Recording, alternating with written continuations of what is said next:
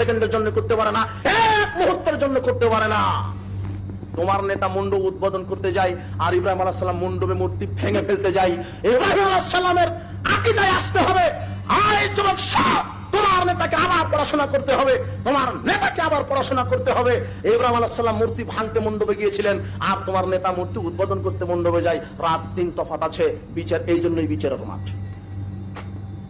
হ্যাঁ, ইসলামী গাঁজা ফ্যাক্টরি লিখে দিলেই গাঁজা বৈধ হবে না, ইসলামী গণতন্ত্র বললে গণতন্ত্র বৈধ হবে না। আপনার ভুল হচ্ছে। আমার বক্তব্য বারবার তদন্ত করেন, না হলে আপনি ভুল বুঝবেন না। জাতি আপনারা ভুল বুঝেন না, আমাকে গালি দিবেন না।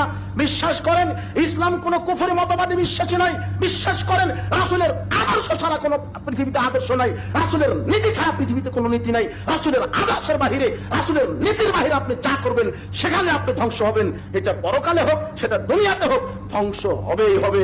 রাসূলের আদর্শ ব্যতীত পৃথিবীতে কোনো আদর্শ নাই।